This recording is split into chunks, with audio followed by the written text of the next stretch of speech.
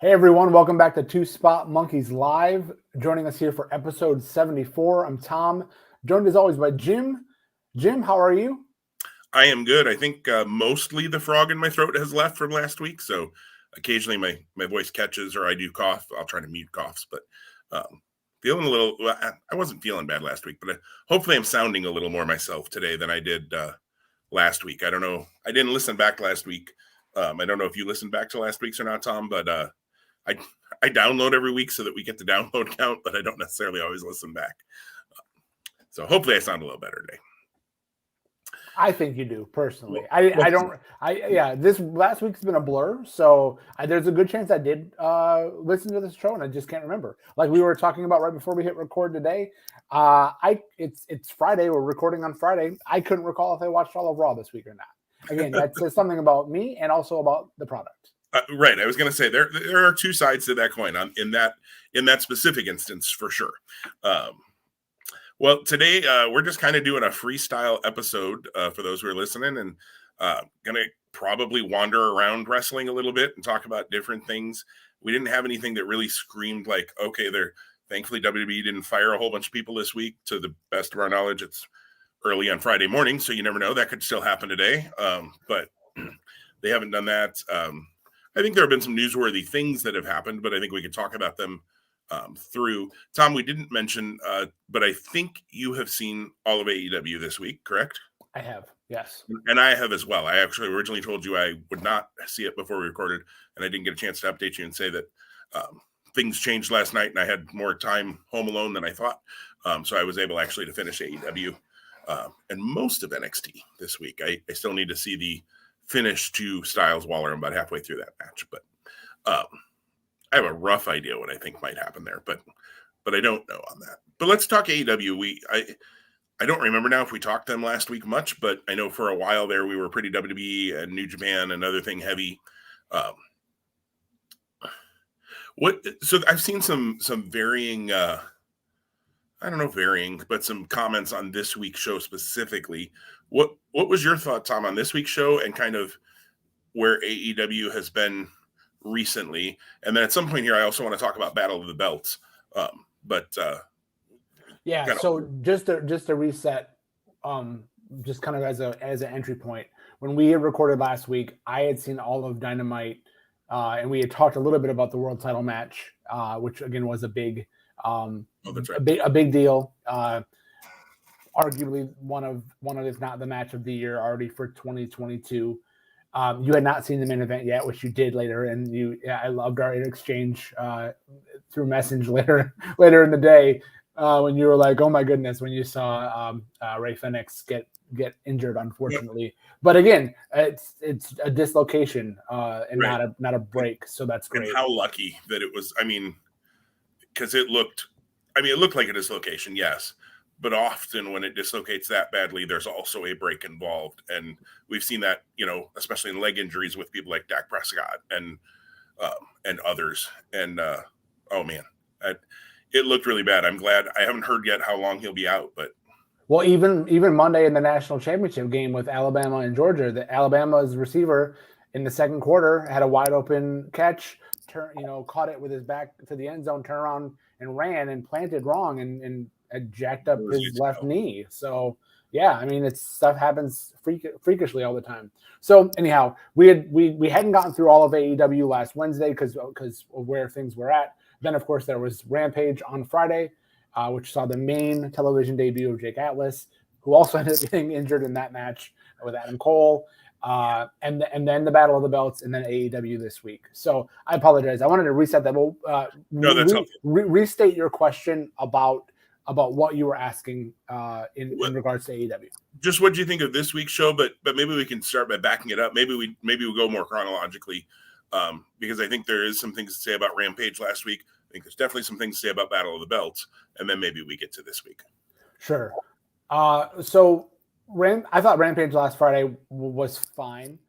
I thought the Cole Atlas match was quite good. Disappointing to have Atlas get hurt the way he did. Adam Cole was incredibly professional and gentle on that tap out finish, but he was doing it to protect Atlas. Although, did you notice Atlas tapped on his knee for a quick second and then quickly moved his hand to like his hip? Because I think he was like, oh, wait, that hurt. Don't do that. Like, don't hit myself in the bad knee. Yeah, absolutely. And of course, then there was more build there with Rio and Britt Baker for the night after, which was Battle of the Belts, that being the headline match there. You had broken by way of what you learned when we were recording a week ago, that Cody had gone into health and safety protocols, and then they were going to be an interim TNT title match or something that maybe we didn't know at the time it was going to be interim. I think we just knew there was going to be a change. Annette had actually let us know that. Yeah, and then that's what led to what happened at Battle of the Belts, which we'll talk about. The main event was fine. This is a good thing, and it does carry over into this week too. So Eddie Kingston, Santana and Ortiz, Chris Jericho, the Inner Circle, and then Daniel Garcia and 2.0. Lots of stuff's going on there. It seems like it's Kingston Garcia, but it's also Kingston going back to his roots and trying to pull Santana and Ortiz, like, I don't know, to his side is the wrong term, but like out of the Inner Circle. He point blank this week on Dynamite said the reason they're not champs is because of Jericho, and he pointed right at his face. So what's the end game? What's the end game there? Is it Eddie Kingston, Chris Jericho? Is it Eddie Kingston, Santana and Ortiz versus Jericho, Hager, and Guevara? What are your thoughts? I think. Oh, by the way, your mic is a little. Oh, I love it. It's what I wear collared shirts or I don't shave. Today I am fully shaved. But now it's the zipper. I think I can hear. So we'll get a little more. It's t-shirt, but we'll get a little more of the chest to Tom Bobo. Yeah, it's a little interesting. So I remember reading a few different times that Jericho has said in the past he wants the Inner Circle to be the faction that's never broken up. Like they go and do their own thing for a while and then they come back together, and we've seen that. But we've never seen, other than Guevara was out for a little bit and then back in, which maybe was a little more red herring than anything. So I think that part's interesting in the Kingston trying to kind of stir the pot thing. I think we're headed to Kingston Jericho. I'm sure we're headed to Kingston Jericho at some point. It could be Revolution. I mean, that's all the way still 7 or 8 weeks away. 6 or 7 weeks away. But it seems like they're definitely starting to set up some of the things that will lead to that. I think that's where we get MJF Punk, or if we get MJF Punk before that, it's going to be some sort of a schmaz, not really happen. But that's where we actually get the first real MJF Punk match. Again, by the way, just a side squirrel on MJF and Punk, they're doing this in the wrong order again. Like, why is Spears not before Wardlow? Why didn't they have Punk face Spears? Like, it feels like these should be getting harder for Punk, like much like with the 5 labors of Jericho. And Spears was the first labor of Jericho. That started fine, and then Gage was second, where we felt like maybe that should have been last. But I don't know. The order feels weird again. Like, you did the Wardlow thing, and there's a whole lot we could talk about in that match, and and I don't want to jump too far ahead. I think we will, but do you finish your thought? If or what else you have to say on the whole Kingston Jericho? Yeah, and then also maybe where do you see Daniel Garcia going? But then I'd love to transition to talking about MJF Punk, Wardlow, Spears, that whole thing, and where I think that's headed. So. I think we're headed to Kingston Jericho. I think Proud and Powerful, is that what they call themselves? I don't feel like they've used that name very much. Like, it gets thrown in every once in a blue moon, but basically Ortiz and Santana. I don't think they're leaving the Inner Circle. I think they're going to be torn between the two, because they're friends with both. But I don't think they're going to turn or something like that. Might be teased a little bit, there might be dissension, but I think in the end, they're not, but they're also, I don't see them necessarily attacking Eddie Kingston either. I think it's just going to be kind of where they're like, you know what, this is your guys' problem. We're out. you guys figure it out, not our problem. That's my assumption. As far as Daniel Garcia, he's a guy that I think 2023, 2024 could be a pillar for AEW. I just think he's that good. I was amazed, and I kind of knew it, but I was amazed when on Wednesday they were talking about, was it Wednesday? Yeah, Wednesday he had his TNT title match, which, again, we're going to get there in a minute, that he's only been in the business for 4 years because he's really good. And I think he's coming along as far as the character and promo stuff and that sort of thing. Having him with 2.0 probably isn't terrible right now because they're kind of the flip side for me. They're decent talkers. I won't say they're great talkers, but they're decent talkers. And they're okay in the ring to me. Like, I've never been huge on them through their Chikara days, their WWE days, their whatever. Like, they're fine, but they've never wowed me. They're never somebody that I'm like, oh, 2.0's got a match, I gotta watch that. Now 2.0 and Daniel Garcia have a match. Oh, I want to watch that because I want to see Daniel Garcia. So I think he's got star potential. I don't think he's there yet, but I like that they're featuring him. I just want to see him get more wins, though, against people that aren't just on dark matches or dark elevation matches. I feel like every time he's in, and I know they've won some 6-man matches, but usually it's because they roll somebody up and hold the tights or whatever. Like, I'd like to see him just beat somebody actually at some point here. Yeah, it was very interesting to have him be the first challenger for the person who won the interim TNT title on Wednesday.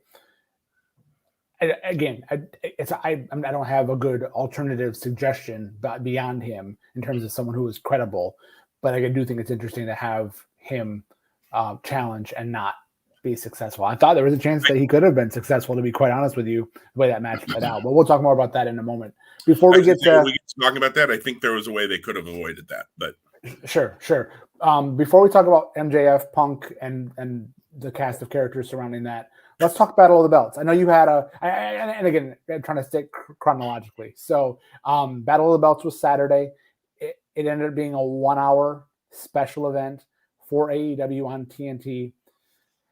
I think I mentioned, if not here last week, in other places, I think you and I, either through Messenger or what have you, that I thought it was kind of not a mistake per se, but to only have a 1-hour special event on TNT. Like, I thought these were going to be like Clash of the Champions style things. So like 2.5 hours. The thing is, it probably has to be 2.5 hours, because if it's 2 hours, then it just feels like another episode of Dynamite, perhaps. So yeah, I'll talk more about Battle of the Belts. But I know you really wanted to bring up a point on it, I believe, as you were. I just don't get the point of it. I loved when they announced them, because I agree with you. They've talked about them as being Clash of the Champions style events, and it wasn't. It wasn't. It was, honestly, it was a souped up Rampage episode.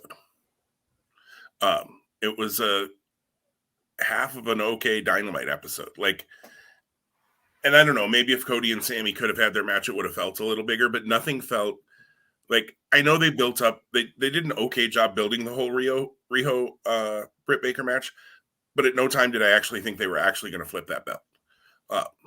Riho is not who you flip that belt to after the run that Britt has had. Honestly, right now, if you asked me who beats Britt Baker for that title, I think we've had this conversation, but excuse me, couldn't mute that one. Didn't know it was coming. Thunder Rosa or Ruby Soho are the only two that I can see beating her right now. Could they build somebody else? Absolutely, they could, but I don't see it. Maybe Chris Statlander, but we'll talk about that in a little bit. But if they put more build into Chris, but I guess my other issue is, and maybe I'm jumping between Battle of the Belts and this week, but it plays into it. Okay, Cody couldn't be there because of medical protocols. I understand that. You got to be safe. You got to do that. Did we need an interim belt if Cody's back in 2 weeks? Like, I don't understand the interim title thing. And that's where I say, the way you could avoid Daniel Garcia being the first one to challenge, just don't do an interim title. Just say, Sammy Guevara, Cody is going to have to wait a couple of weeks because of medical protocols. we all know what that means. Like when you say medical protocols, not injury. If there was an injury, I actually don't, especially if maybe it's only going to be like a month or 2-month injury. I don't actually hate the interim title idea, but for 2 weeks. And now we're going to build it to where probably at Revolution, we have the interim TNT champion and the TNT champion have their ladder match or something to unify the title. I don't see why we had to go that route when it was, I don't want to say simply medical protocols, and I don't want to say COVID related because we don't 100% know it was that, but I think we can definitely make some inferences that there was probably an exposure. We know that Matt Jackson had COVID, whether that played into it because they're EVPs and maybe were around each other a lot. I don't know. But if the thought was he likely was only going to be out a couple of weeks, don't do the interim title. And maybe that irritated me too, that we're, and then to do an interim title and you put Dustin Rhodes in the match. Well, how many people thought Dustin Rhodes was going to beat Sammy Guevara for the interim TNT title? Come on. And I understand the story they tried to tell by putting Dustin in that spot and the connection to Cody as brother. But when you have a ranking system and you didn't pull anyone from the rankings, that was disappointing. And you pulled Dustin Rhodes, who, when was the last time he won a match that wasn't on Dark Elevation? Right, yeah. So Sammy defeated Dustin Rhodes again. If you're hearing that for the first time by listening to this episode, okay, you're behind or you just don't follow AEW or pro wrestling in general, which is, again, your prerogative. But yeah, so that was kind of the way that the show opened. Again, very good match. Again, right, nothing wrong with the match. Nothing wrong with the match, and they probably did more than they needed to do. And I don't know if that's what I'm starting to feel about Sammy Guevara matches. Is there's a little bit of element of recklessness. And I don't know if it's calculated recklessness or if it's just free for all. So I'm fearful for, you mentioned the ladder match. I hadn't considered that as being a great way to unify these titles. I'm fearful if that's the route they go. Cody will light himself on fire. Sammy will probably do 630 off a ladder through 3 stacked tables, which again, that is kind of a misnomer because he would hit the first table on the mid first rotation. I digress. Yeah. So. And they set up the whole Garcia match because Garcia confronted Guevara backstage while this event was going on. So beyond that, they had Ricky Starks defend the FTW title against Matt Sydal. Again, same thing. They tried to justify Matt Sydal as a worthy challenger because of his past success over Dante Martin, who's feuding with Team Taz. Okay, I mean, I can follow the breadcrumbs, but again, that's a stale loaf of bread if you ask me. And then the main event was, of course, Britt Baker defeating Rio. I'm ashamed to admit, on a Saturday night in 2022, this show was on, and this main event was on in the 8:45 to 9 o'clock Eastern time zone time frame. I dozed off during this match. That's not a dig against Britt or Rio. It just wasn't. I'm just old. I have to admit that. But yeah, so I did not see the entire match because I dozed off and woke right up as the finish was happening. Yeah, so Battle of the Belts, if it's a thing that's going forward for me, something's going to have to change.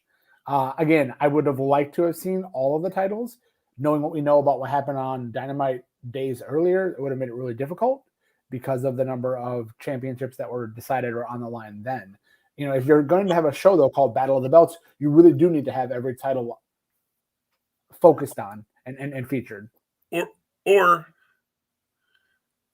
they chose to book those other title matches on the TBS show, on the Dynamite show. Like, just don't do that. Make the belts, yeah. I know that the TNT title, has been presented very importantly, and the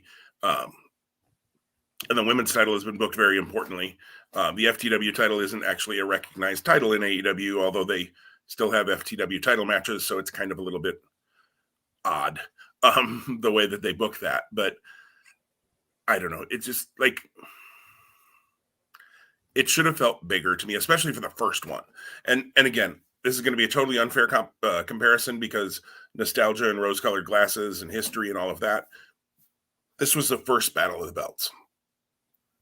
The first Clash of the Champions had Sting versus Ric Flair for the world title, and it went to a 45 or 60-minute draw, and it really made Sting. Like, Sting was a pretty well-made man, but like, I would argue that was the match that really strapped the rocket to Sting to who he became.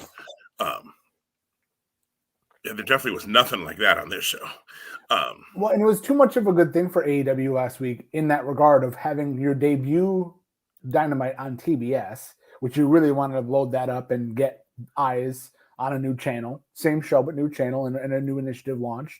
But then to follow that up 3 days later with Battle of the Belts, which again, your statement's not false by any means. You do want to go back and think the first ever Battle of the Belts had X, but now you're going to go back and go, oh, that's what happened.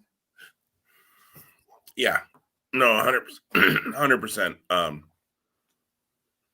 Yeah, it was what it was. Well, let's talk about this week's then show. Yeah, the big kickoff again was the whole MJF had again set up Wardlow again teasing himself, but then he drops, nope, it's going to be Wardlow versus Punk. So that's what kicked us off on Wednesday on Dynamite.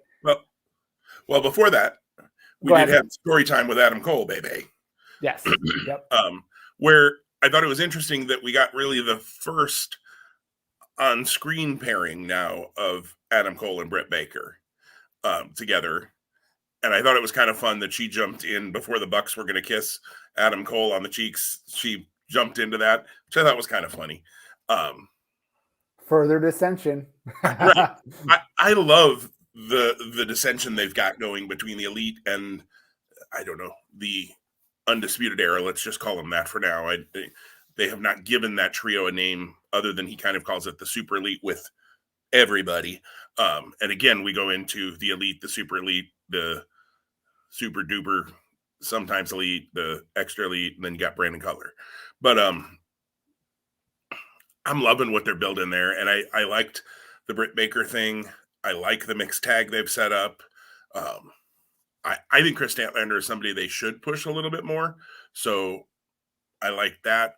I also appreciated, and this is a little sideways on Chris Statlander, but I appreciated when they did the promo in the back, because they also have the whole Chris Statlander, Layla Hirsch thing going on. I appreciated the Chris Statlander's promo. She wasn't an alien and booping everybody. She was just Chris Statlander. So I liked that. So anyways, there was that to begin, but then and that was a great segment, I thought. And again, I think Adam Cole, Orange Cassidy is also a match we're headed towards. I don't know when or how. Yeah. Again, I don't think that's Destination Revolution. I think it happens before that. I would think so, yeah. Beats Break, maybe that's coming up here soon. Yeah. So I don't want to get too like pandemic conversation heavy. How did if any way did the statement that Matt Jackson made make you feel when he said I kicked COVID's ass in 2 days or something to that effect? Is that okay for a heel to say? Despite, considering the national issue that this is, like removing the lens of pro wrestling and heel gimmick, did that strike you awkwardly at all? It's hard for me to remove that lens. I get what you're asking, and you're not wrong. I guess I looked at it through the lens of heel, like that's a very Matt Jackson Young Bucks-ish thing to say. So it didn't resonate too poorly with me, although I can understand people because, okay, Matt Jackson kicked COVID's ass in 2 days, but there are lots of people who haven't. So yeah, I can understand. One of the things, it's such a catch-22 because one of the things that I've always felt is that wrestling and most entertainment should be an escape from the daily grind, whatever it is you're dealing with in life. And let's be honest, for the last 2 years, COVID has been something we've all been dealing with in one way or another, whether we've had to actually deal with COVID, as many of us have, or whether we've dealt with other people who've had COVID, or just the restrictions and the masks and the everything. So in some ways, I'd love for that to set aside for 2 hours and let me just watch some pro wrestling. And in the other way, in this day and age, everybody knew why he was out. He had publicly said that he was out due to a COVID positive. So it's kind of the elephant in the room if he doesn't say anything. So I don't know. I get both directions on that. I'm guessing maybe it resonated a little bit differently with you. It didn't bother me because I don't want to say I'm shifting my opinion of COVID-19 and the pandemic. I do think though with this Omicron variant and what I've read and heard about it, it seems like this is going to sound really wrong. It's going to get us all. We're going to all end up getting infected with COVID-19 at some point, and it's going to eventually not become the health crisis that it is. I just think there's a little bit of sensitivity that needs to be held regarding it being a crisis. And so that's where the statement he made just caused me to bristle just slightly.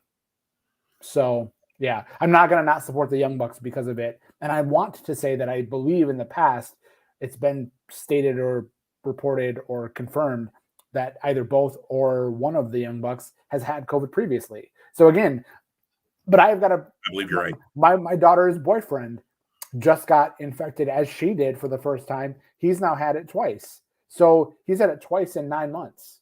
Again, it's something that you can do everything in your power to be mindful, safe, protective, preventative, what have you.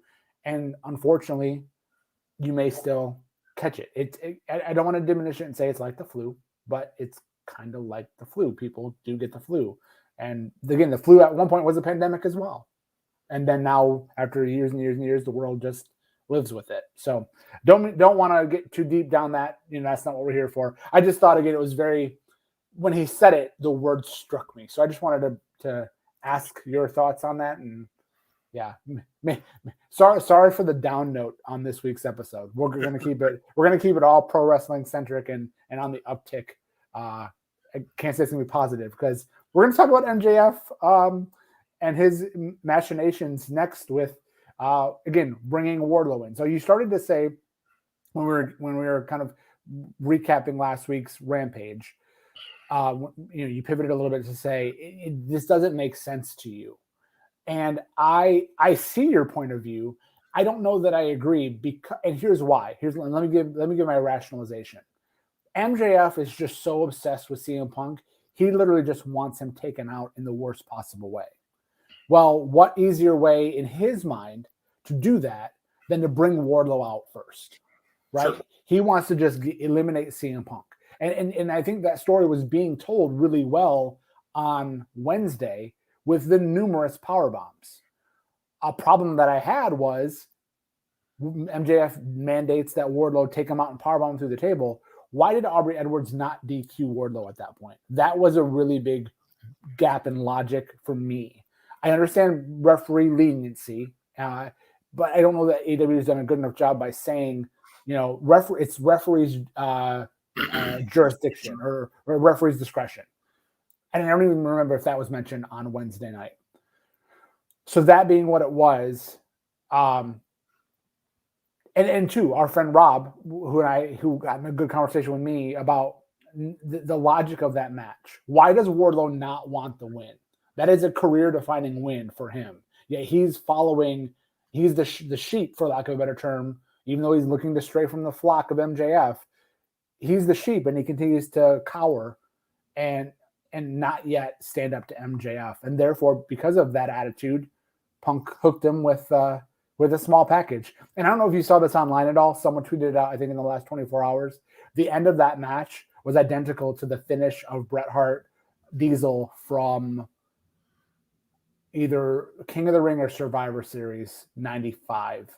It was great. It was great. I think it was, either way.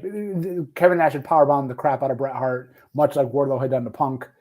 And then Bret hooks him with a small package and wins the match. So it's almost like they had a screen by screen kind of replay of what was happening. And it was like literally almost motion for motion, identical. Similar to how Punk did that with Bret 1-2-3 Kid with him and Darby. Right. Absolutely. So that's why I think it was okay to go this route, despite some of the criticisms I have of it.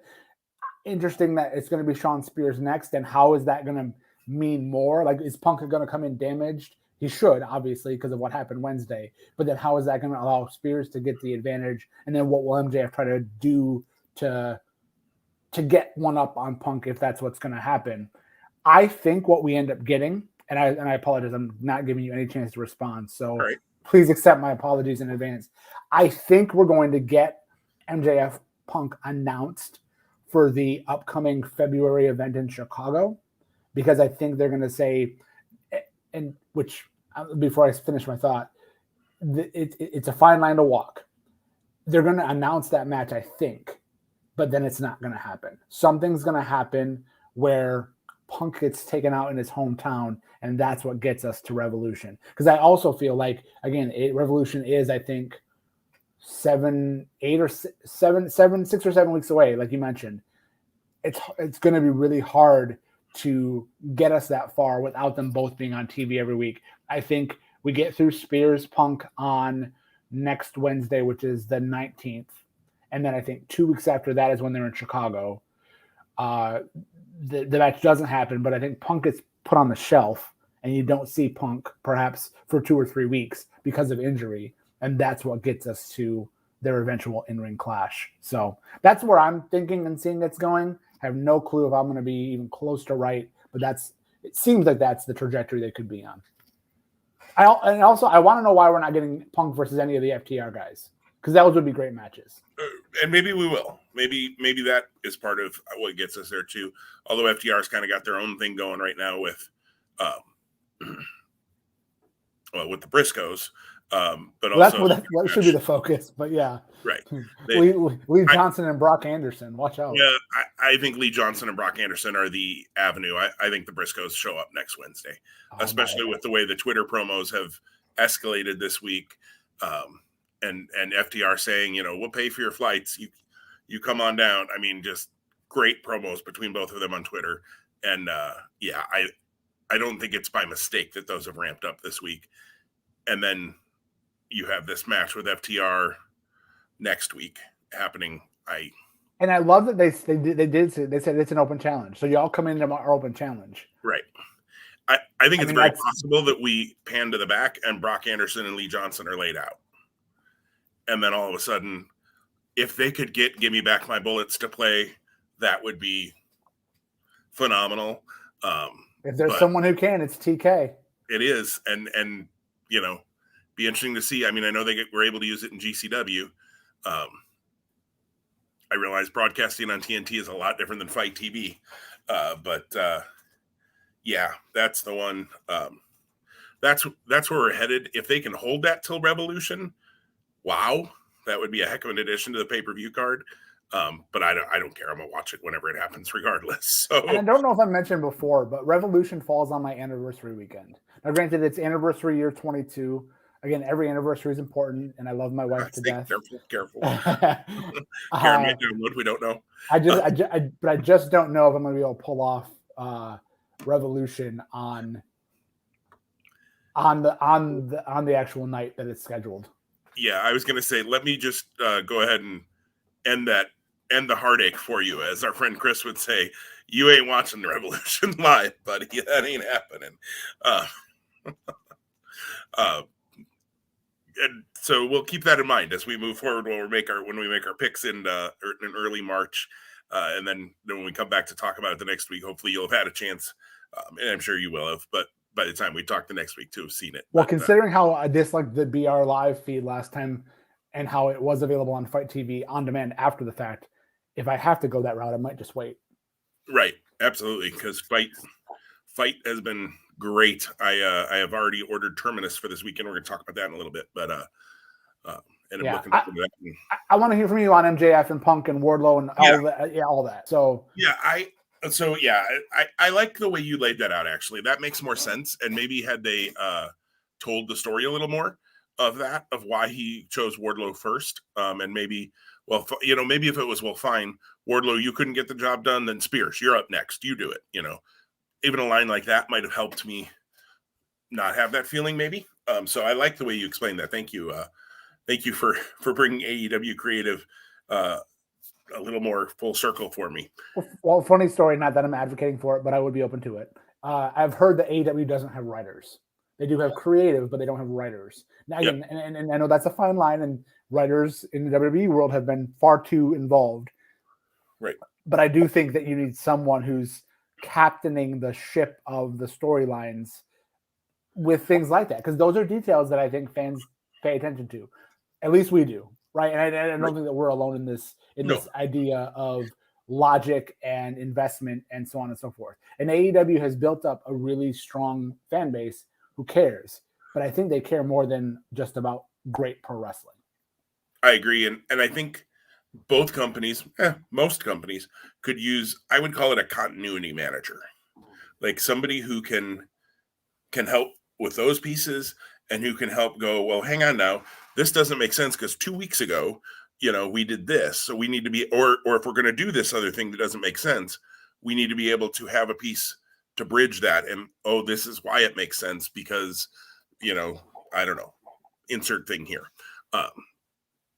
For instance, I had listened, and there were some people who, not that I want to go to WWE real quick because I want to get back to this Wardlow and MJF, the Alexa Bliss segment that happened this week. They just wanted Alexa Bliss to just come back as the goddess Alexa Bliss, or one of her other, not have anything mentioned about the whole fiend-like character.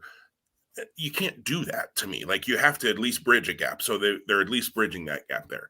So kudos, WWE. I don't say that often. There you go.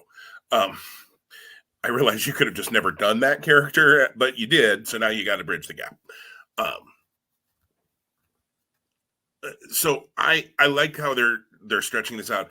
I absolutely loved, maybe I said this last week, because I think I had seen it. Anyways, I loved Punk hitting Shawn Dean with the go to sleep, or punching him, or whatever he did. I think he hit go to sleep on him to give the DQ win to Shawn Dean over MJF. And then saying, this is what happens every week until you give me what I want, kind of thing. Loved it. And I love that Shawn Dean now has a shirt that says, I beat you and you know it. Like, I don't buy a lot of wrestling shirts, and I probably won't buy that one, but I'm like, okay, Shawn Dean probably wasn't selling a whole lot of t-shirts if he even had any available before. I know he is the guy who books AEW Dark, so I know he's got other roles in AEW. And they think a lot of him behind the scenes, so that's great. But he, Shawn Dean hasn't been a featured wrestler really ever, basically. And so for him to get that win and then get a t-shirt that, even if they only sell a couple of hundred of them, like, hey, that's a little bit of money in his pocket for, his moment that might be his moment for his career. We'll see. But I thought that was great for the Punk MJF storyline. And then they capitalized on it with a t-shirt.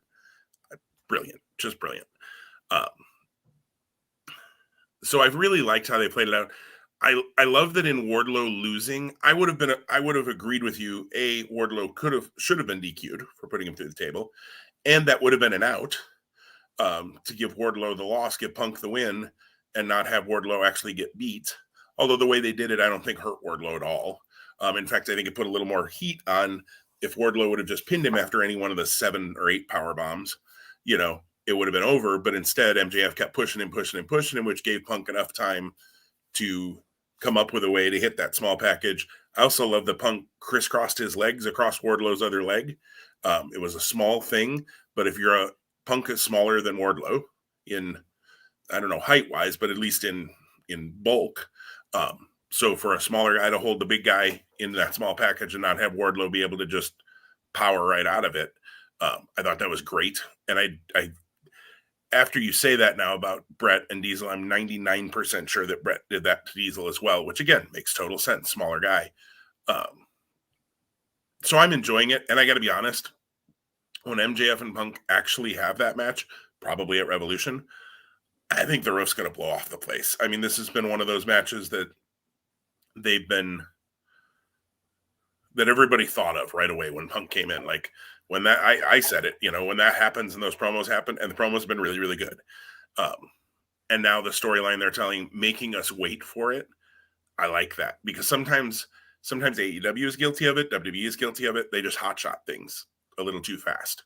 And they don't let it simmer and build, and that sort of thing.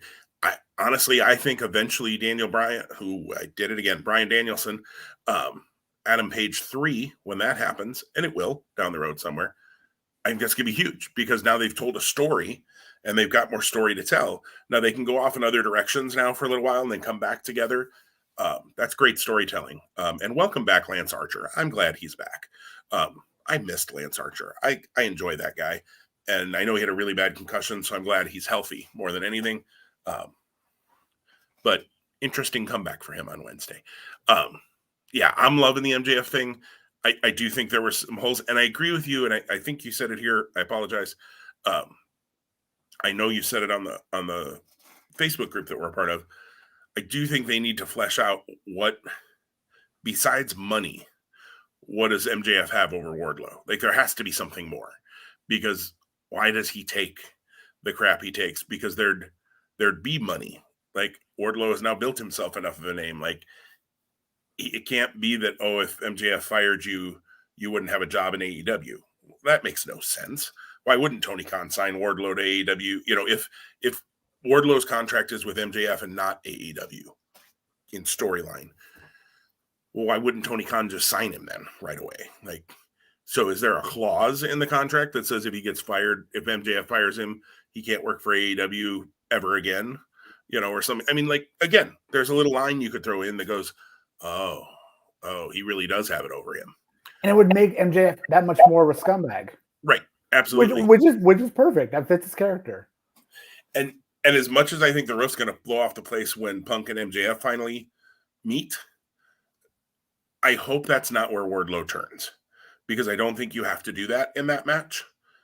But when Wardlow eventually snaps and turns on MJF, Wardlow could very quickly become the top babyface in that company. Like, I think he's getting that over, that when he snaps, if they book him right, the sky could be the limit for that guy. Just book him right. He doesn't have to have 45-minute catch Ken, Kenny Omega, Bryan Danielson matches. That's not who Wardlow is. He's your Goldberg. He's your, that style character, the guy who just bulldozes people. He's your, in a very different way, he's your Stone Cold a little bit. Just a butt kicking, but I think he's progressed over the 2 years that we've seen him now to whatever, a little more than 2 years. I thought he's really good in that opening first cage match that he had when he debuted against Cody, but I think he's really become something. And I think they got lightning in a bottle. And I know there's a lot of stories out there that WWE has been sniffing around trying to find him. I've also heard, he signed for quite a while in AEW, so he's not going anywhere. I've also seen an interview where he says he wants to be an AEW lifer. So it doesn't sound like he's really trying to go anywhere else right now either. I'm loving it. I'm loving it. It's probably the story I'm most into in AEW right now. I was just trying to think kind of the other stories. Now, the minute the Briscoes show up, that's going to become 1 and 1A, because I'm anticipating that greatly, and I'm looking forward to that. And I'm also looking forward to, I don't know, I assume you saw FTR's promo yesterday, I think it was, where they said, we'll fly you first class. It'll be, make sure you take a shower, the whole thing. Where they said, you come fight us, and then you can fight our bosses. They're just going to put themselves over, but don't worry about it. And I was like, ooh, a nice little dig at the Young Bucks there. But I'm looking forward to, we haven't seen Briscoe's Young Bucks in a long time. We've seen it. Briscoe's Red Dragon, Briscoe's Jurassic Express, Briscoe's there's a bunch of matches I want to see from the Briscoes in AEW, some of which I've already seen, but to see them on a bigger stage, and now 3, 4, 5, 6 years later, it's going to be, man. So I'm really looking forward to that. But outside of that right now, MJF and Punk has got my full attention, which is interesting in that none of what I just said revolves around any of the titles. Yeah, no, absolutely. So just to give a whole view, to pull the lens back from that, and then the Briscoes FTR issue, which if you haven't been following that, if you're listening, check out Jay Briscoe's Twitter, check out Dax Harwood's Twitter, watch their promos. Not safe for work, not safe for young ears, but again, entertaining and fits the vibe of a rivalry, of a heated issue between two teams. And when we talk about best promos in the game, Dax Harwood doesn't get mentioned enough. He should. He's phenomenal as a promo. Yeah, yes, very, very believable, very, very authentic. The rest of Dynamite on Wednesday had Dante Martin over Powerhouse Hobbs. Serena Deeb continued her feud with Hikaru Shida, attacking her before the match, and then really laying it into her during the match. That's been a really interesting under the radar story. Penta El Zero Miedo defeated Matt Hardy, which then led to Malachi Black coming out, which then led to the debuting Brody King, which is exciting because Brody King, I think, has a great opportunity here in AEW within the House of Black and also on a grander stage. The Acclaimed defeated Bear Country, and then the main event on Wednesday was the interim TNT title match. Sammy Guevara defending his interim title for the first time, defeating Daniel Garcia, which we kind of alluded to without kind of spelling it out. I thought the first hour of this show was really strong. Again, Lance Archer also returned. There was a couple other promos as well. The second half of the show and wasn't the greatest, but it wasn't bad either. Again, I think people begin to think of AEW as you have to hit this home run every single Wednesday. And then when they hit a double one week, people are like, oh, well, that's not so great. So. No, I agree. And I totally agree, actually, with that line of thinking, in that AEW is a victim of their own success in some ways. Critically wise. Now you can talk about ratings and all of those kinds of things. I did see like Battle of the Belts ratings wise did 700,000 viewers. Rampage does 500,000. But the movies that they usually run on Saturday nights tend to do about 800,000 viewers. So was it a success for TNT or not? I don't know. But critically, I think AEW is a victim of their own success in that exact thing that you said.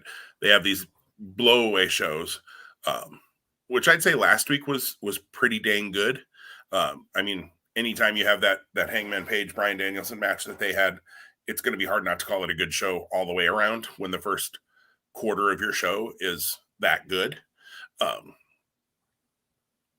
And then, you had a really good tag title match to close the show as well.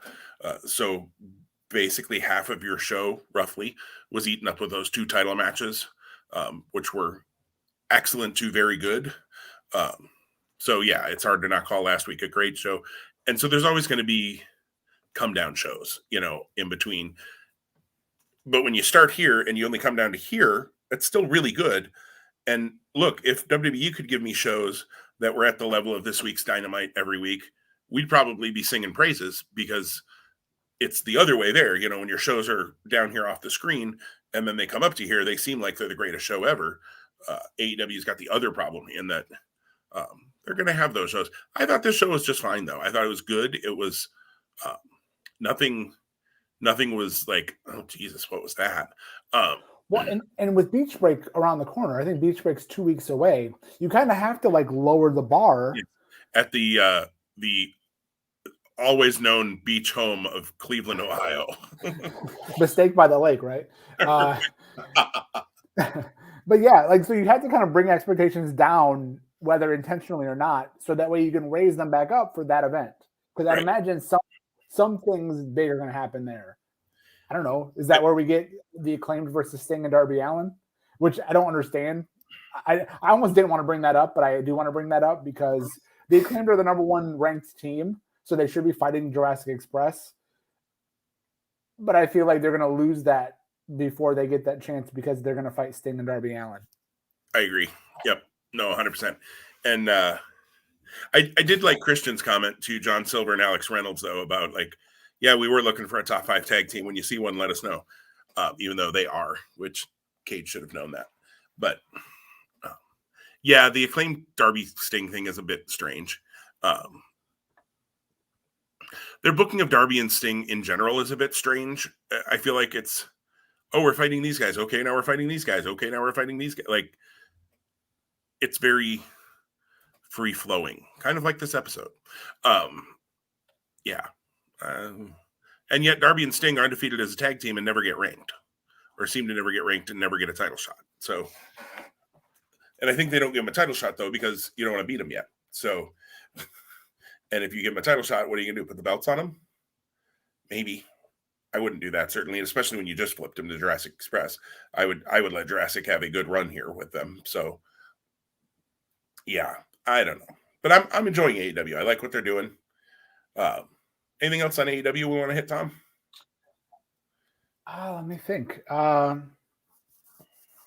mean, I know next week's setting up as a decent show. We have the mixed tag with Adam Cole and Britt Baker versus Orange Cassidy and Chris Statlander, which we indirectly kind of walked around and talked around.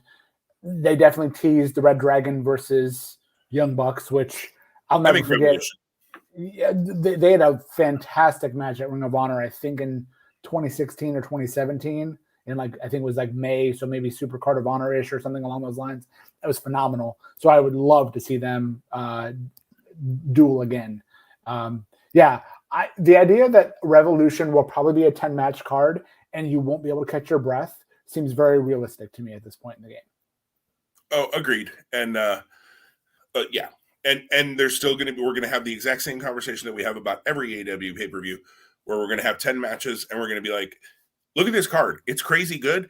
And there's still no match for Malachi Black or for, Andrade or whoever. I'm just naming names. They, Malachi, I would think probably will have a match with Ian Brody. Andrade, maybe not. Andrade now looks like he might try to hire Matt Hardy, which was, okay, that was the one thing that made me go, what are we doing? And I really thought we were getting Andrade versus Darby or something towards that from a few weeks back. And then that's kind of been not spoken of. Right. Yeah, that was a little weird. And give me Andrade versus Darby. And is Andrade hurt? Because that's the only reason he should not be working matches, by the way. His contract must be for 6 matches a year, less than Sting has, or something. I don't know. I don't understand the lack of use of Andrade in the ring, unless he's dealing with some sort of an injury. But I'm not sure. You pick, Tom. NXT Terminus. We can hit NXT. I think that's going to be pretty brief in terms of our chatter there. We talked last week, I do recall, because that was New Year's Evil. We did talk about that, yep. I believe. Again, I can't remember what we talked about a week ago. Go figure. I am getting old. This week, NXT, it was fine. I still don't buy Tony D'Angelo. He had the pole, the crowbar and a pole match with Pete Dunne. Man, poor Pete Dunne. That's all I can say there. Wendy Chu seems to be really entertaining. I agree. I wasn't sure what I was going to think. It seems like somebody in NXT watches AEW, and somebody saw Orange Cassidy and was like, we could do something like that. And that's Wendy Chu, apparently. And that's Wendy Chu. Yeah, no, and I know you haven't seen NXT this week, but the interesting thing was I've seen everything except for the finish. So we had talked a long time ago when they were competing. This was before the whole 2.0 reboot, if you will. That what a great way to infuse talents on Raw into NXT, because you're both on the same channel. It really wasn't happening. Actually, I don't think it ever happened. If it did, it was very rare. Now you have this AJ Styles issue with Grayson Waller that had been building for weeks and weeks and weeks. And again, they were doing cross promotion on Raw and NXT 2.0. Makes a lot of sense. You're helping to feed your cause, and there probably should be more of that in select doses. I mean, who knows, right? Sometimes I don't know what NXT 2.0 is doing. For example, Dusty Rhodes Classic for the men begins next Wednesday. We know, I think at this point in time, unless something's broken in the last 45 minutes, one team that's in the tournament. Well, I had that same thought, but the MSK vignette that they had in the back, MSK was talking about winning the Dusty Cup again. So I think they indirectly said they did. And then the Creed brothers have announced that they're in it as well. Okay. And then MSK rattled off Briggs and Jensen, the Creed brothers, the Grizzled Young Veterans. And then you add in Blade and Inoue, who I noticed had similar looking outfits. So I think that might be a team they try to keep together. And So that could be I have to think we're gonna get Gacy and Harlan back in somehow.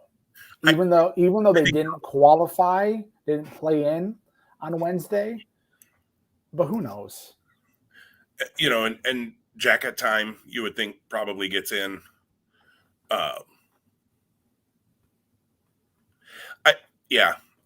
I thought they were like at the end of this, towards the end before the main event, they said, and you hear Dusty's music start and they showed the cup and that it begins next week. And I was waiting for then the bracket to pop up. Same. And I know the women's isn't starting until February, so I'm fine with that. Although I think we can name a few teams that likely will be in that obviously already as well. I think it'll be interesting to see if Wendy Chu can get a partner and get herself into it. Because obviously Persia and Indy will likely be a team in that, I would think.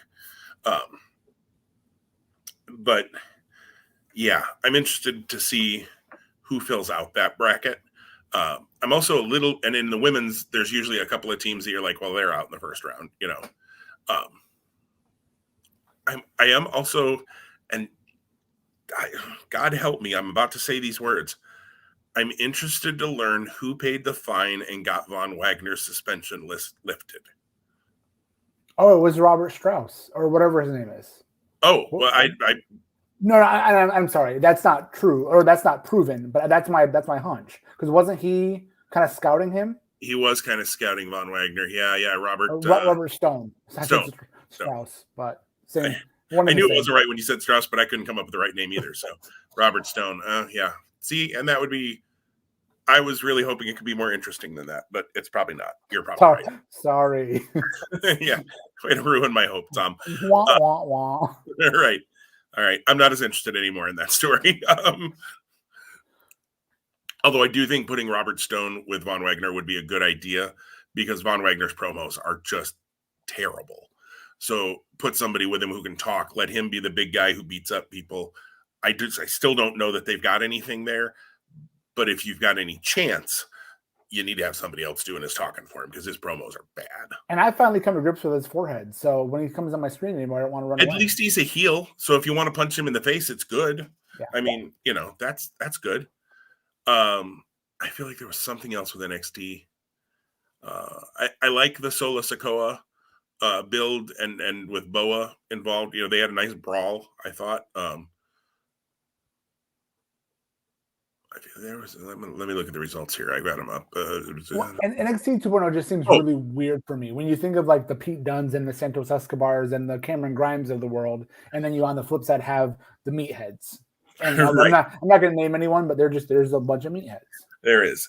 I do like the shift in Grimes character though. I really have. I liked that the last week or two, where he's about the gold. He's wearing kind of nicer clothes. He's living into the money. And he's not quite as goofy in his promos. He's still got, Trevor Lee, the man who plays Cameron Grimes, that's his voice. Like he's a Southern boy. So there ain't a whole lot he could do about that.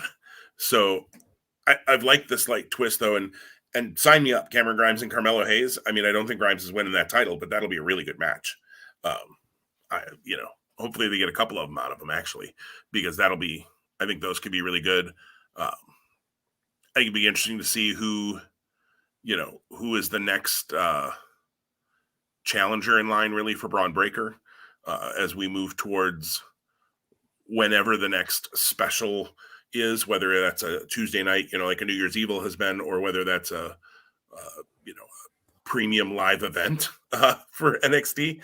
And I am curious to see what they do with WrestleMania week when they get there. They still have not announced the Hall of Fame, which is really weird. And with SmackDown being on Friday,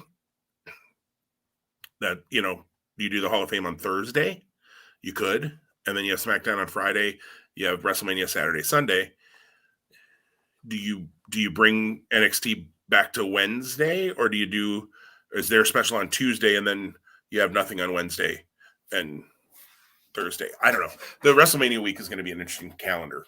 Yeah, my hunch is going to be that we get NXT Vengeance Day 22 on Tuesday the 15th of February. Again, removing the takeover from the title. That'll be what really defines for us as fans and as followers if the takeover name is definitely in the mothballs for now, because clearly with War Games and then New Year's Evil, which wasn't called Takeover New Year's Evil last year.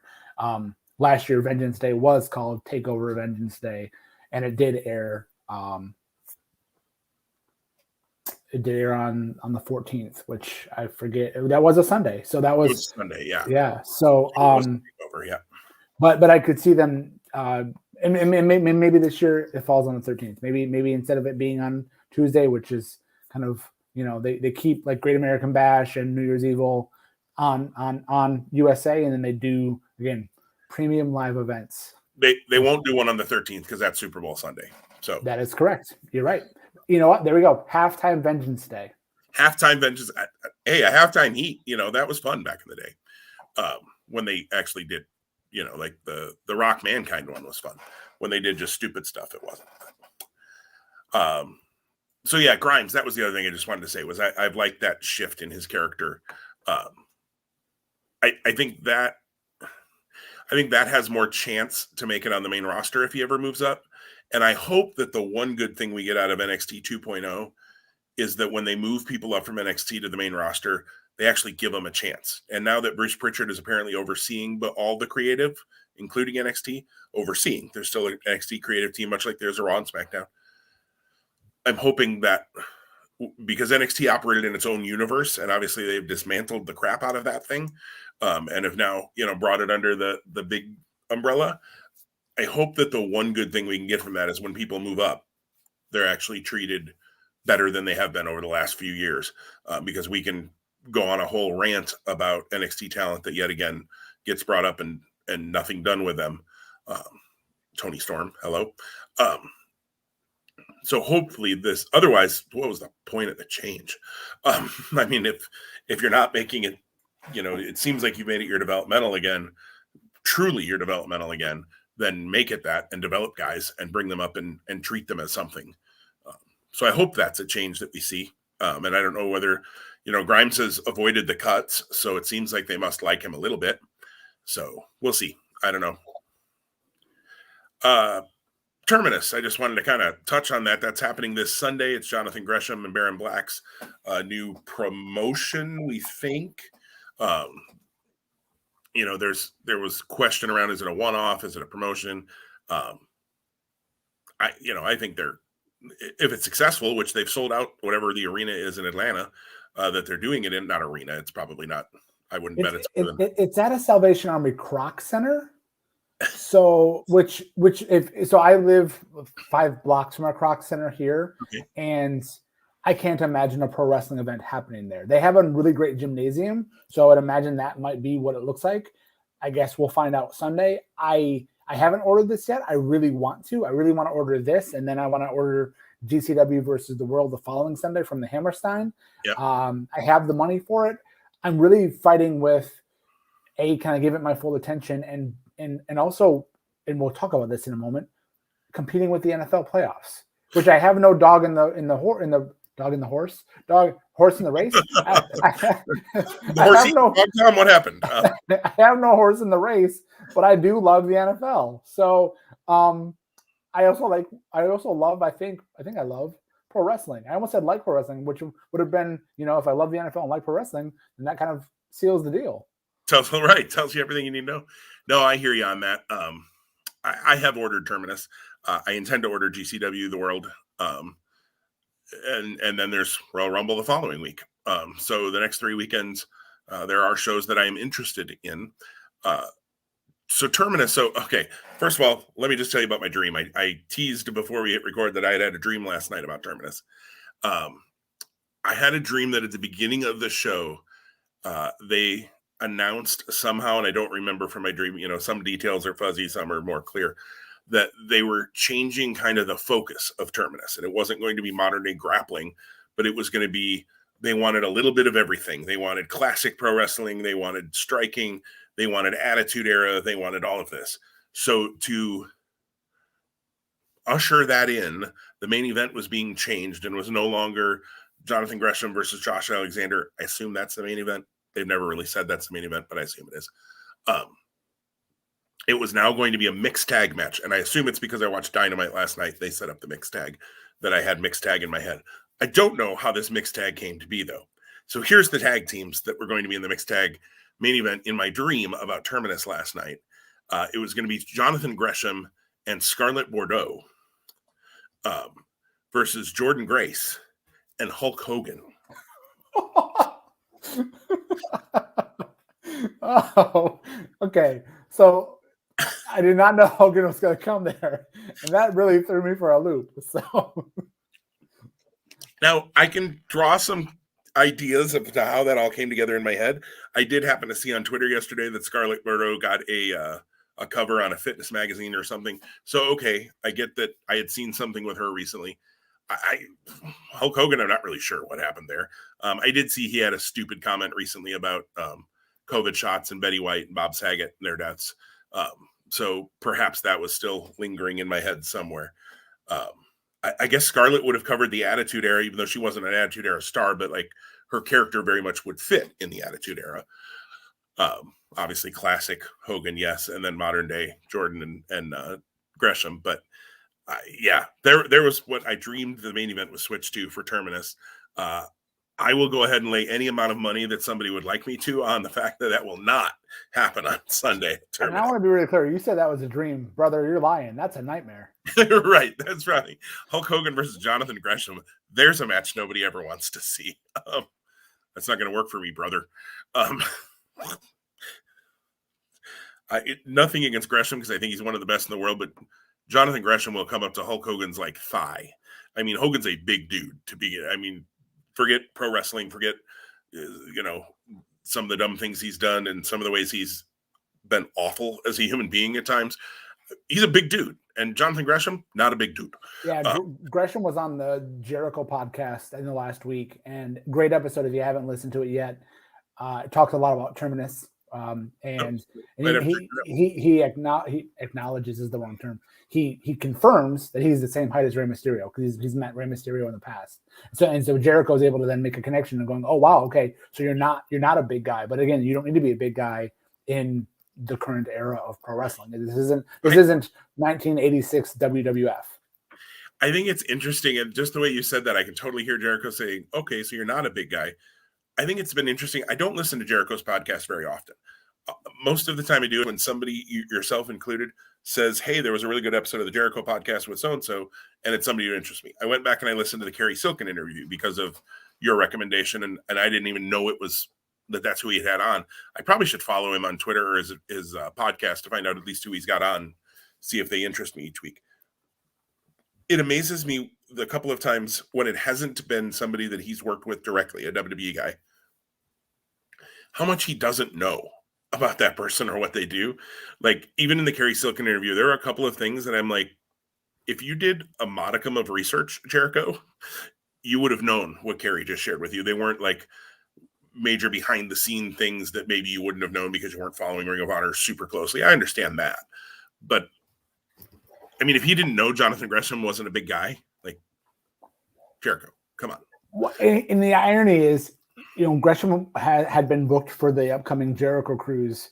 So right. Whether Jericho was directly involved in that or not, or Jericho has management team that does that, he acknowledges, hey, you've been booked and I can't wait to meet you. But the fact that he's not maybe, again, like to your point, looked at a photo of him or watched a match. It's very interesting. Very interesting. So, yeah. So you've put the money on the table. You've paid the $15 for Terminus on Sunday. I'm hopeful to do so as well. What right now is the match you're most looking forward to, and what's the match that maybe you have the highest hopes for if it's not the same match? I am just pulling up the Terminus full card here so that I don't forget anything. I can tell you right now that the first thing that I'm really looking forward to is Gresham Alexander. I know that's probably low-hanging fruit, but Gresham's one of the best in the world. I think Josh Alexander, I haven't seen as much of him as I'd like to because I don't have access on YouTube TV.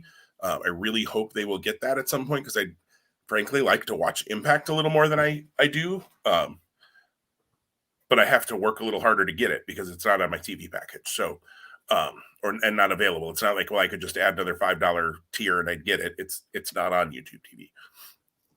But what I've seen of Alexander, I've really liked, especially lately. So I'm very much looking forward to the fact that I get to see Alexander and that I get to see him against Gresham. I think that is going to be just really, really good. Outside of that,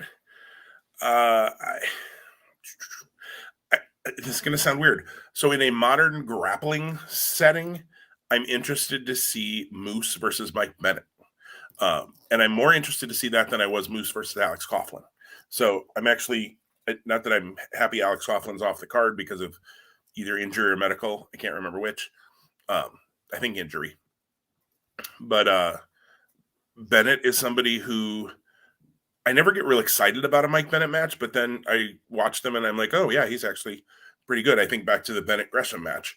Then we both talked about that Bennett over delivered as far as I'm concerned in that match, big time. So I'm interested to see in a modern day grappling and with the rules that they've announced, which we can talk about maybe in a minute, which are very ROH pure based, but there are some other tweaks to that. I'm interested to see that match. It could be really good. I hope it is. That's the one that I think could be a train wreck too if it goes off the rails the wrong way. There are other things. I don't know some of these folks as well. Adam Priest, Cash, and JDX, who are all in the 4-way with Daniel Garcia. I'm not as familiar. I've seen the names, but I'm not as familiar. I know Priest has worked, I think, some NJPW Strong, I think. But so I'm interested to see anytime I get to see new wrestlers that I'm not as familiar with, that excites me as well to see, is there somebody that I become a fan of that night? Alex Zane was that way. I'd heard his name, had never seen him. First couple of times I saw him, I was like, heck yeah. I wish Zane was on this card, to be honest. But how about you? What are you looking forward to if you get a chance to watch this? Yeah, without a doubt, it's Gresham and Alexander. I think that's going to be huge. I share a very almost identical opinion and viewpoint of Josh Alexander as you do. I can't say I've seen a single Josh Alexander match other than just nonstop having nothing but rave reviews about his quality of pro wrestling, which is kind of a shame that there's just so many options out there and you're missing something really, really good. But you could make the same comparison for food, right? Like there's tons of great restaurants. You can only eat at so many of them. So yeah, that here is going to be interesting. I do like the idea that they're having the original ROH world title match, he versus Gresham defending, and the Ring of Honor World Championship match, and that being Bandito defending against Baron Black. Now, Baron Black's been a AEW Dark staple, but he's involved here and is a friend of Gresham. Clearly, to put yourself in the role against Bandito, you have a high bar to meet, and Bandito is one of the best in the world, I think. So Black will either break out or something else will happen. The only other match that really was sticking out to me, again, I like the card top to bottom. The idea of Jay Lethal versus Lee Moriarty piques my interest quite a bit. I don't think I've seen Lee Moriarty in kind of the buzzworthy spot, but this is a great opportunity for him to do that. Again, I think he had outside opportunities in PWG in late 21 that I just haven't made my way to either order the DVD yet or subscribe to High Spots streaming and perhaps watch it there. So that would be because I don't think he's had the opportunity in AEW, nor do I think he had the chance in that Ring of Honor 6-man to really demonstrate his ceiling. But this against Lethal, I think he does. So those are the places I land. Yep. No, I'm looking forward to this. Hopefully you get a chance to see it. I think it'd be fun to talk about this next week when we get back together too. And we didn't even mention in all. You got Terminus this weekend. You got GCW the following weekend, and you have the Rumble the following weekend. You also that same weekend as the Rumble have BOLA happening for PWG, which obviously we can't watch live because they don't stream, which is probably. Well, it's good for WWE for me because otherwise I might watch BOLA instead of the Rumble. But of course, timing-wise, you might be able to watch one and then follow. You could have done both, most likely, yeah. Right, that's true with it being in California. But I'm a Rumble mark. I love the Rumble, so I definitely will be watching the Rumble. Although I'm actually going to see the Rumble on Sunday because I have a booking Saturday night that will will keep me away from seeing it. And since Peacock doesn't allow you to go back to the beginning, I'm not going to turn it on when I get home. That was going to be here by SummerSlam, by the way. I think I've mentioned that before. Apparently that's SummerSlam of 22 or 3 or 7. I don't know. They do have most everything else on Peacock. I mean, you have to search for a lot of it. It's not their setup is not user friendly to find what you want to find, but it's most of it's there. But anyways, that's a whole nother conversation we could have. Well, Tom, should we jump to Super Bowl picks and talk about those? I don't think there's anything WWE that we need to really harp on this week. We can get to them. Nope, I agree with you. Yeah, so a few weeks back we had run down what we had projected as being the picks that we had for the NFL for this season, and that season came to an end for the regular season last week Sunday, and the playoffs are set for this playoff round, the 21 season. I think as we approach, I think it's Super Bowl 54. I think that's the Super Bowl we're headed towards. Seems right. I will verify that quickly here.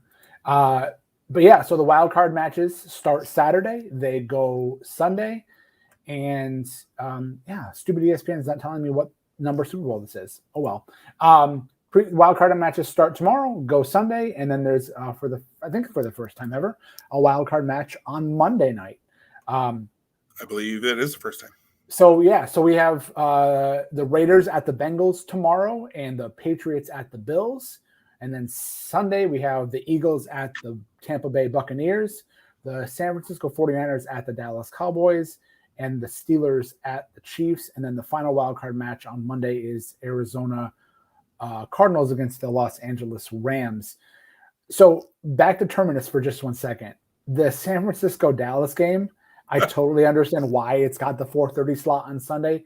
I know that's not probably that's not the quote unquote primetime slot. That's the game of the day. And I understand why it's on at 4:30. That is one thing competing against my desire to watch Terminus live, because this matchup I think is the best matchup of the weekend, because I don't know which Dallas team is going to show up, and I think San Francisco is playing some of the best football in the NFL right now. So and Terminus starts about halftime of that show. Yeah, because it's an earlier start at 6:00 Eastern, 5:00 my time, which is interesting. I'm sure there's a reason why they're starting that early, but I haven't heard what it is. So yeah, it definitely will interfere. There's no chance you're going to be able to watch that full game, and then and Fight unfortunately also does not have the Peacock able to start from the beginning thing either. So yeah, and then the other two teams that made the playoffs that we don't mention here are the teams that have the bye. NFC, that's the Green Bay Packers, and for the AFC, that's the Tennessee Titans. All right, so we've laid that out. So, 56.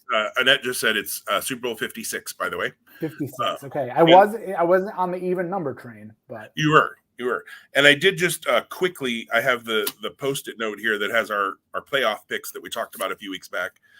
Tom, you hit 4 of the AFC teams out of the 7. You hit 5 of the 7 NFC teams. So very good job on the NFC. I hit 4 of the NFC teams, and I only hit 3 of the AFC teams. I was way off. I almost had Miami. They were coming for it, and then hopefully they fired the next Chicago Bears head coach. But anyways, yeah, that's a great. Their coach, I think, is great, and they were definitely on the uptick. I understand they've been very mediocre in the last 2 years when you look at their records. But man, Flores seems to be a really good coach. Yeah, and he wasn't sold on Tua, and the owner sold on Tua, and apparently that's where the collaboration fell apart. But is he? Because they were trying to get Deshaun Watson. Well, apparently it was Flores that was really pushing for Watson. Got it. Okay. So well, that makes sense now. I think there's a strong chance Flores ends up in Houston if they can get that straightened out and Watson stays there. Although I have heard, and I don't know if it's true, but I've heard that he is a big Justin Fields fan, and I would be very happy if Brian Flores came to the Chicago Bears. I would also be very happy if your head coach from Michigan came to the Chicago Bears. I think the Raiders are going to get him if anybody does, but I actually think Michigan's going to back the Prince truck up and keep him. So I read an article yesterday an article might be an underselling of what actually it was. Apparently, there was an argument between Harbaugh and the AD at Michigan, and he has not signed his contract extension yet, and he's doing it only to play with the fan base because it feels like the fan base, a collective majority of them, turned on him before last season because he wasn't performing quote unquote up to expectations. So now Harbaugh's like, well, cool. You wanted to be a jerk to me. Watch this. Hold my beer, right? So we'll see. I don't think Jim Harbaugh goes anywhere. I loved Stephen Ross, who's a Michigan alum and a donor, said, with the day he fired Flores, he goes, and I'm not going to pursue Jim Harbaugh. Again, that's clout. When you're saying, like, again, he clearly is in demand, and you're right. He was rumored for the Raiders, rumored for the Bears, definitely rumored because of the Ross connection in Miami, but we'll see. I don't want Jim Harbaugh to go anywhere. Michigan's on the ascension. So, yeah, back the Brinks truck up, baby. I don't think that Jim Harbaugh, other than the Michigan connection, I don't think Miami is. I think he wants a bigger market, and Vegas and Chicago certainly give him that if he were to leave. And he was the Bears quarterback for. He was. There's definitely a connection there. So we'll see on that. But yes, anyways, we were going to make picks. I happened to have that and quickly looked to see how we did. So shock, Tom beat me in picks yet again. I didn't want to bring that up, and I wasn't going to. So, I mean, thank you. I mean, believe me, like, I don't want to continue to have this narrative be what is an overarching storyline in this podcast and in our friendship. But Jim, I appreciate that you're so willing to put it all on the table. I did win more money than you in fantasy football this year in the leagues that we share. I can't speak to your other leagues, but so I got that little thing over you. But yeah, anything involving picks, good Lord. Well, the good thing as we talk and as we revisit our Super Bowl picks is that the picks we made back on episode 59, I think it was 59, they're alive. We both have all of those horses in the race, as I nail that statement appropriately now. I will start because I still have a high level of confidence in my picks. I had picked Buffalo and Green Bay. And as you may recall, if you were to go back and listen to that episode, we actually made these picks or formalized these picks. Whether they changed or didn't change, I don't know. I don't think we articulated that strongly. They all occurred after week one, and both Buffalo and Green Bay had lost in week one of the NFL regular season. They are now both in the playoffs, Buffalo having won the AFC East and Green Bay being the number one seed in the NFC. Buffalo has a tough matchup this Saturday. New England being a divisional and conference rival makes it tough. I think Bill Belichick is an incredible coach. I think Buffalo has a slight edge, but they have to play really well on both sides of the ball, and they have to force New England to make mistakes. We'll find out, obviously, by the end of the day Saturday, whether or not my AFC pick is still in the mix or not. I do have high confidence in Green Bay. I think this is Green Bay's tournament to lose, period, out of all the teams left. I know that actually I saw something a few days ago where I think they were second or third based on either the other like trajectory for current teams or how they're playing. I don't think that Green Bay is given the credit they deserve. I think they're the team to beat in all of the NFL. So I'm still happy with my pick. I don't know that we'll be there on February 13th. I know we'll talk about it here, of course, as the weeks unfold, and either the affirmations that we get or the surprises that we see as the playoffs play out. Yeah, and you will definitely have one of your picks still in the fight next week because the Packers have a bye this week. I could lose both of mine this week because both of mine play. I had Tampa Bay and Kansas City. I feel better about Tampa Bay than I do Kansas City, if I'm being honest. Oh, that's interesting. I would have thought you would have gone the opposite direction. Yeah, I won't. I don't know that I'll change it necessarily. I think both still have a really good chance. But Tampa Bay, it's hard to bet against Tom Brady. It just really is hard to bet against Tom Brady in the playoffs too. And Rodgers, I agree. Green Bay looks really good, and it hurts to say those words when they come out of my mouth as a Bears fan. But much like it's hard to bet against Tom Brady, for me, it's hard to bet on Green Bay. Green Bay's been to one Super Bowl in all of these playoff runs that Aaron Rodgers and the Packers have had. They've been to one. They won it, but they've been to one. They find a way to lose in the playoffs. They run into somebody who gets hot. And I think in the NFC right now, Tampa Bay, again, hard to bet against. And I agree with you. San Francisco right now is the hottest team maybe in football. So I think San Francisco beats Dallas this week. That's my pick. And I'd have to look at the seedings to know who goes where, if everything I think happens. Yeah, and I have those actually because I thought it was worthwhile to mention that. So KC, Pittsburgh is the 2-7. Buffalo, New England is the 3-6, and Cincinnati and Vegas is the 4-5 in the NFC. So AFC, excuse me. So if seeding bears out and there are no upsets, next week we would get Tennessee, Cincinnati, and Kansas City, Buffalo. Again, that's if the seedings bear themselves out. And then on the NFC, though, San Francisco would be an upset over Dallas because Dallas won the division.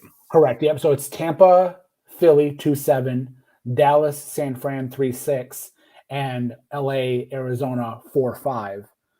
I'm sorry. No, so I agree with you that I think that San Francisco has the biggest shot to pull an upset this weekend, without a doubt. So should that happen, and should the Eagles or the Cardinals not win, and actually it would be just be the Eagles, it'd be San Francisco going to Green Bay, and that's an interesting footnote because the two teams that have prevented Green Bay from getting farther the last couple of years are successively Tampa last year and San Fran the year before. And both were losses in Lambeau Field. Right. So I think third time does become the charm. Back to your statement of that you think that Tampa Bay has kind of a nose ahead of KC for you and kind of where you see them going. Both teams have weaknesses, which is crazy to think about, but they do. I think Tampa's weaknesses are greater because I think that their offense is on a gurney, and we're one roll through a door from having to get the shock pads out and resuscitate. And again, nothing against Tom Brady. I just don't know who he can throw the ball to. I know Mike Evans is still there. I know Gronk is still there. They've got some young receivers, but over the last couple of weeks, losing Godwin was huge, and obviously Antonio Brown losing his mind, is huge too. And then Fournette still out? I believe. I think he's done. Right. So I just don't know how Tampa pulls it off. And again, their defense was so strong, right? Last year in the Super Bowl, that was really kind of what shut down Patrick Mahomes, plus Tom Brady being freaking Tom Brady. I feel like their defense isn't the same level this year. So, and that's a State Farm Super Bowl, Rodgers, Mahomes, Packers, Chiefs. So the thing that I think could get in the Chiefs' way, frankly, is Tennessee. And I know that feels chalk because they're the number one, but they got the number one seed without having Derrick Henry for the second half of the season. And he's back, baby. And he's back. Now, if he's healthy, I think it's going to be very interesting in 2 weeks to see how does he look. If he comes back as Derrick Henry, they're going to be hard to beat because a team that can run the ball like that in the playoffs when it's cold and all of that kind of stuff, they're going to be hard to beat. Tennessee's defense is not at the level of some of the other defenses.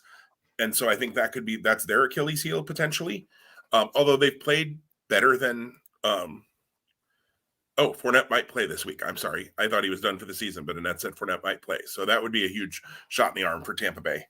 I think Tennessee is going to be tough to beat if Derrick Henry is. Derrick Henry played 8 games this year, and he was the 9th running back as far as rushing yards in the NFL. Let me say that again. He played 8 games this year, and he got hurt in the 8th game. And he would finish 9th in rushing yards in the NFL. That's insane. The guy is just a beast among beasts. So he's going to be hard. For Tennessee to get him back is huge. And the fact that they figured out how to get to the number one seed without him, which maybe is a little bit more about what other teams knocked each other around and Tennessee just kind of survived. And that could be very well true. I don't know. They're going to be tough. And I think Buffalo is going to be tough as well. Although Buffalo seems to every once in a while just have an absolute clunker offensively. And I don't understand it when they do it. They tend to do it, though, against teams that they shouldn't. The teams that aren't as good. So I think maybe in the playoffs where you're playing all teams for the most part, that belong there. Pittsburgh does not belong in the playoffs. They're not good. But they got a tie with your Lions, and that snuck them in. So, yay for ties. But Pittsburgh's going to get waxed, I think, honestly, on is that Saturday, Sunday, whenever Sunday night. It's the 8:30 game on Sunday night. Yeah. Yeah. And Green Bay and KC played in the regular season. That was the game that Rodgers did miss, right, or one of the games he did miss. And so it was not a sexy final score, 13-7. When you think of those two teams, you would go, that's combined 20 points from both. Right. Not the norm. Did Mahomes play that game? I think it was possible he was going to miss it. I think he did play, though. He did play. Yep. Yeah. I want to say Edwards-Helaire might have been out that game for KC. So the running game was dealing with something, because I seem to remember like talk of like when they put this on the schedule, they didn't think it was going to be Jordan Love versus Chad Henne. Go blue, baby. So that's not what you thought when you put Packers Chiefs on the schedule. It's going to be fun to watch it play out. I don't know how much I'll see of the games this weekend, just with other things going on in Terminus, and then and some other obligations I have on Saturday. But it's just always fun, and I'm looking forward to the run and to the Super Bowl. I'm obviously looking forward for my Bears to see who they hire as GM and head coach. They're interviewing everybody except Tom and I, it seems, from the list at this point, which I don't quite understand. I think we'd at least make good GMs. I don't know about head coaches, maybe, but I'm not calling plays. I'm gonna hire somebody to do that. And again, this is the NFL, but it's a tournament. And if you've ever listened to us here before, I know without a doubt, at some point in the last 70 plus episodes, we've said we both love tournaments. So it doesn't have to be exclusive to pro wrestling. Oh, absolutely. No, any tournament. We got another one coming in March that we both love. We got this one. So it'll be fun. I wish one of our teams was in it so we could have a dog in the fight. I admit. And I think, most people here understand if you listened. I am a 49ers fan for the playoffs. For my brother was a Niners fan. My mom is a Packers fan. And so I'm sorry, Mom, but I'm a Bears fan and I just can't root for them. So I am a 49ers fan for the playoffs. I will be rooting for them this weekend against Dallas. I would root for them against Dallas anyways, because it's Dallas and next to the Packers, it's probably the team I hate the most. So one of these years we're going to be doing this podcast and my Bears and your Lions will both be in the playoffs, and it'll be great. Maybe they could even meet in the playoffs. That would be outstanding. But we both got some work to do before that happens. Tom just gave me the side eye for those everybody that are listening on the podcast side. I will say I'm very happy the Lions did not fire Dan Campbell. I think you got a good head coach in Detroit. I think you got a scrappy team, and we'll see what they can add in the draft this year. They've got the number 2 pick, so should be able to get a good edge rusher or lineman. And they have the Rams pick wherever the Rams bear out. So as much as I, think that the Rams have a big ceiling and could go far, they could also be out come Monday. Which, for the purposes of that draft pick, I'm only in favor of it because of that. Right, absolutely. I assume you're pulling for Matthew Stafford a little bit. I am, yeah. So I threw up a thread on the Facebook group that we're part of. My picks already that I did throw up there were Bengals, Bills, though I admit that's the second toughest game of the weekend in terms of the matchup. Then I have Bucks. I have Cowboys because I'm gonna say the right Dallas team shows up. But again, that's a coin flip for me. That's the coin flip of the weekend. Chiefs without a doubt, and then I do have the Rams. And I echo all of those picks with the exception of I have the Niners over the Cowboys. The only other one that the Bills Patriots I hem and haw on. I'm picking the Bills, but again, it's hard to bet against Bill Belichick in the playoffs too. Although we haven't seen that without Tom Brady yet. They didn't make the playoffs last year, so but he has certainly gotten that team back to relevance real fast with Mac Jones running the show. And then I think the Cardinals Rams. I think the Rams win, but the Cardinals have the talent to be the best team in the NFL. And they are getting J.J. Watt back, so that'll help in the pass rush a little bit. I think the Cardinals could, but I just don't. Again, they're kind of the Bills to me in a little bit, in that they play clunker sometimes when you don't understand why in the world they're playing a clunker.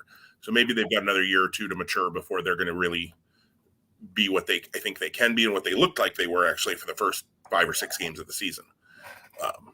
But so it wouldn't shock me to see the Cardinals win, but I think the Rams win. I think just the way they've played lately, those two teams, I think the Rams are the better team. And I mean, when you've got probably the best wide receiver in football in Cooper Kupp, which feels weird to say when Devontae Adams is still in the NFL, but Kupp has been just phenomenal all year, and so it's hard to bet against that. They might be getting Cam Akers back. The Rams are going to be tough. The Rams are, the Rams are going to be a hard team, a hard out in the playoffs. So it'll be fun to watch. We'll see what happens this weekend. See if all of our dogs are still in the fight, or in the horse, as Tom said earlier. I don't even know what that means, but we'll see if they're there. I don't even know what that means. Right. But again, always good to be with all of you. We hope you've enjoyed the last hour and 35 minutes of your life listening to us, or however long it's taken you to get through this episode. If you listen to chunks while you're in the car, which is what I do with podcasts. So, but stay safe, stay healthy. I feel like we say that every week, but we really mean it. And it feels like maybe we have to say it even a little bit more right now, just with everything we're dealing with in the country. Let's get through it. We've been saying that for 2 years, but we'll get there.